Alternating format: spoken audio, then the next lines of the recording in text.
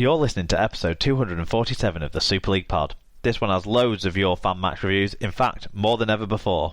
We try to cover all levels of facial hair disasters, the big coaching news, and all without kissing that girl off of Tinder too close to game day. There's some serious stuff, some silly stuff, and most importantly, some updates on those mergers that Murdoch and Lindsay set out all those years ago. You definitely need to strap in, and parental advisory language warning is firmly in place. It's SLP time.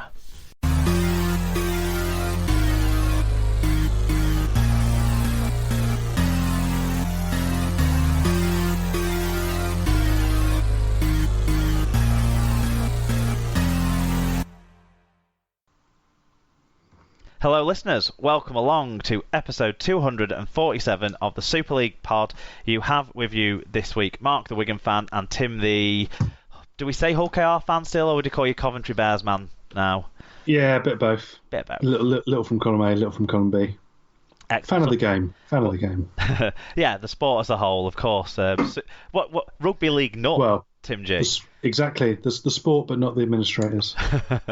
So, thanks to everyone who is listening to this episode. We have got to say that we've got absolutely loads to cover this week. A New England coach, a controversial signing, the return of Super League action, and what we think is a record for match reviews for the first week, certainly for the first game of the season.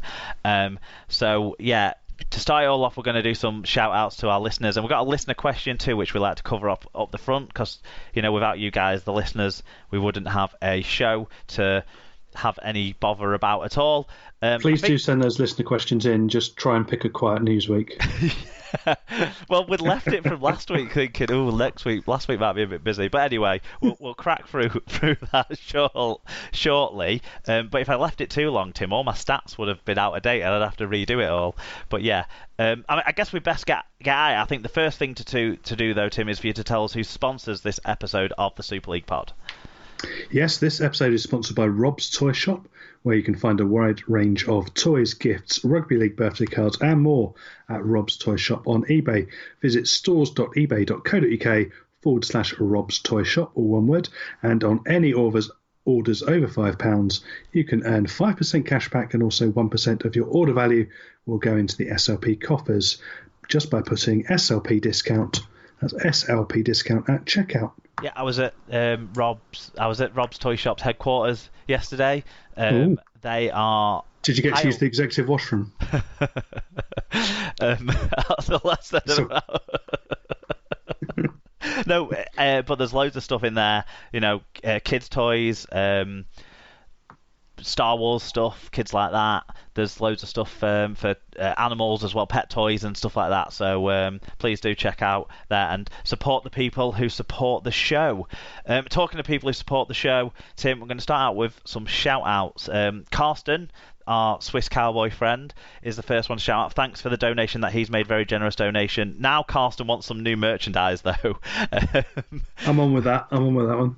I've got my Bears kit for the season. Now I need my SLP kit. Well, we need to figure out what we want to put the effort into getting sorted, really, because most of the stuff now would be a step beyond what we've done before, so it'd need probably pre-orders and stuff like that. Now, there's been suggestions for new T-shirts that have like a smaller logo on the chest rather than a full frontal, as it were. There's also been suggestions for hoodies, which I think is a good starting point.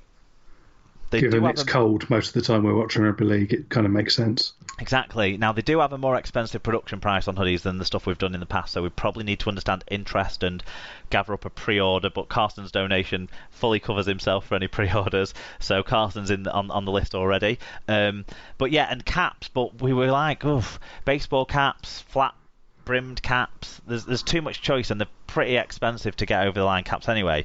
But someone suggested yesterday, what about having flat caps, maybe with the logo on the back or something like that? So that's a new one to look into. So if people would be interested in that, let us know. Hoodies and flat caps seem to be the way that we might go.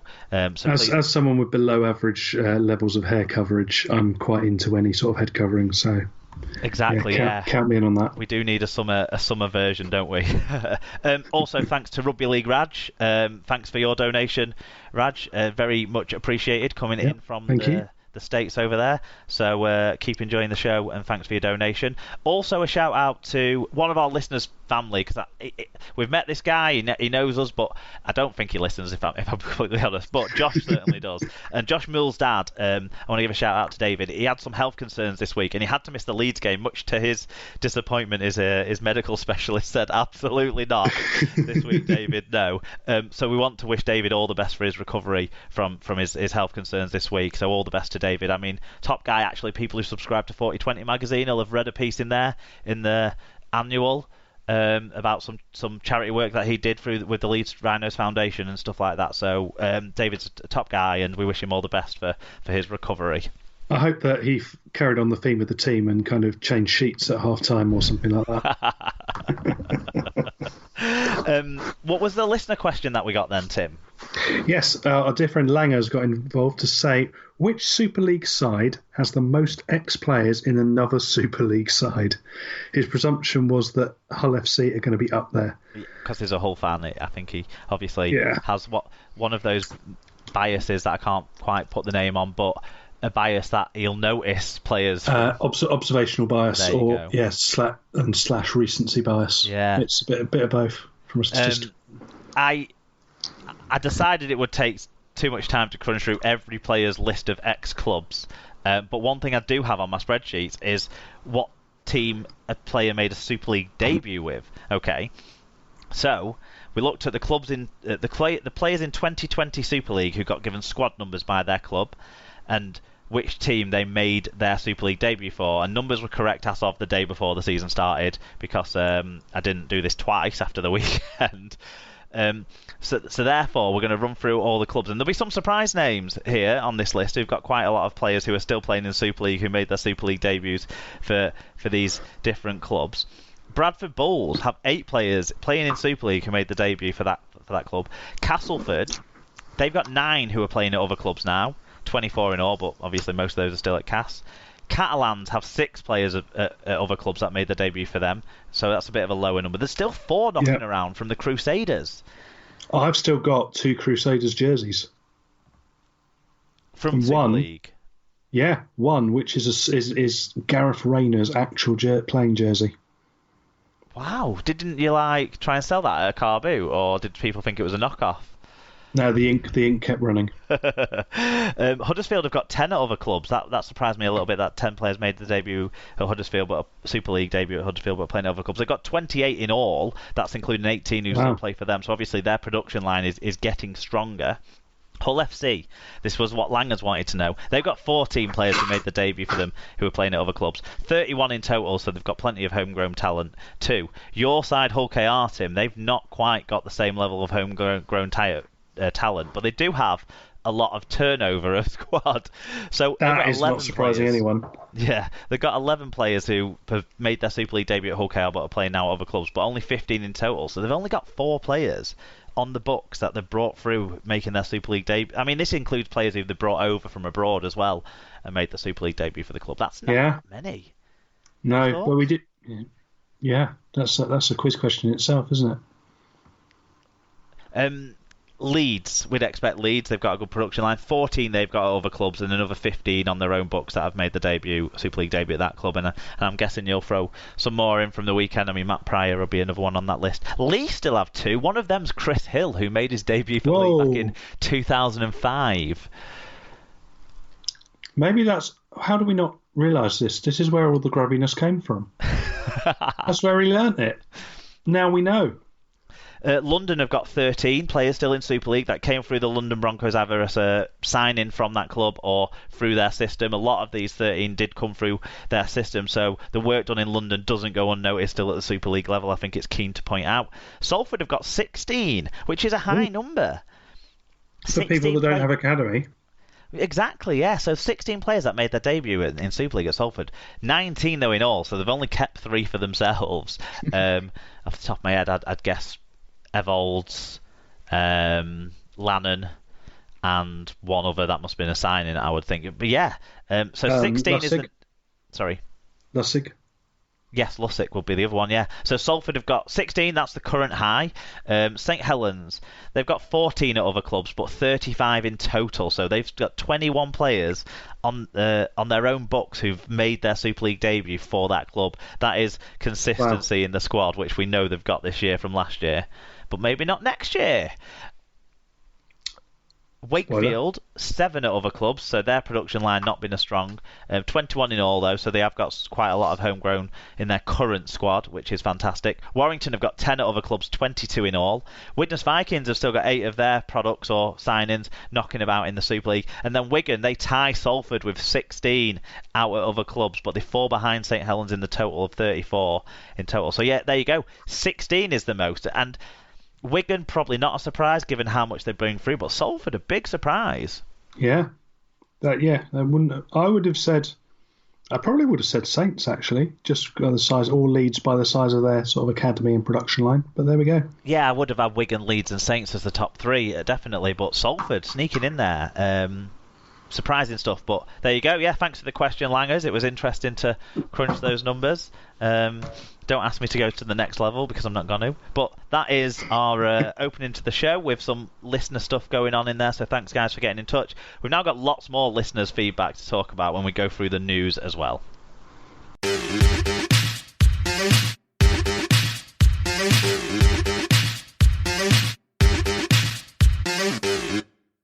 News then from around the world of Rugby League, and it's been a quiet week, Tim. So we best no, not a lot's happened, yeah. No, so we can dwell on some of these stories.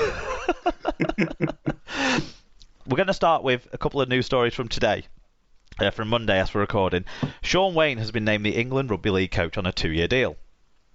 Wayne, who's 55, replaces Australian Wayne Bennett, 70, who leaves after 4 years in charge. You wouldn't have said, looking at the two of them, there was 15 years between them, would you? No, but you wouldn't have had Wayne Bennett less than 70 either. No. The Rugby Football League has also confirmed that Leeds Rhinos director of rugby Kevin Sinfield has left his role as the head of England Performance Unit. Shame. Former Wigan Warriors boss Wayne has been working part-time as a high-performance coach with Scottish Rugby Union. The former prop guided Wigan to 3 Super League titles in his 7 years in charge of his hometown club. Wayne, who played for Wigan and Leeds, also won 2 caps for Great Britain in the mid-80s, but he's been out of Rugby League since leaving Wigan at the end of 2018. He'll take charge for the home series against Australia in November, before also taking charge in the 2021 Rugby League World Cup in England. And he's confirmed that his days at Scottish Rugby Union are behind him as well. So this is full-time, full tilt from Sean Wayne. What do you think? I think it's great news. I mean, we've all seen the level of disinterest shown by Wayne Bennett at certain points. Disinterest in talking to the media, disinterest in picking players in their right positions, disinterest in using young players when they're sat there and they've flown out halfway around the world to come and see you, disinterest in watching any other games, and general disinterest in the job. I think whereas if you're asked one person who's going to show full passion for that job, it is going to be exactly the same as he was at Wigan coach. It's going to be Sean Wayne. Someone I've got a huge amount of respect and time for. Seeing that thing, I've met him a couple of times, and he was, very generous of his time, quite happy to speak very openly, very honest, and will certainly stir up people for passion and be able to get people infused. And yeah, I think it's a good appointment. I'm just hoping that he can be given the backing and we can go on with it, because it will, it's home World Cup. It's a real chance to put rugby league in this country on the map. A home side winning is what you need to do that, or certainly going deep in the competition. And with the draw as it is, we've got a decent chance. So yeah, I think they need to go for it, and this is clearly the appointment that does that. And I'm looking forward to it. I'm largely positive too. I suppose why wouldn't I be when I've seen him bring so much success? The one, I suppose, question mark negative maybe is people talk about his style of play, sometimes a bit negative, a little bit flat, sometimes a little bit predictable, a little bit one out or what have you. I don't You necessarily say agree. that, but then some of the tries that were scored under that I don't agree that that he era. played one out rugby. I think Scully was always wrong every time he said that, but it was a predictable pattern of play that we saw a lot from his Wigan sides. However, how freaking boring has it been watching England/Great Britain the last 2 years since the World Cup? So I can't say anything but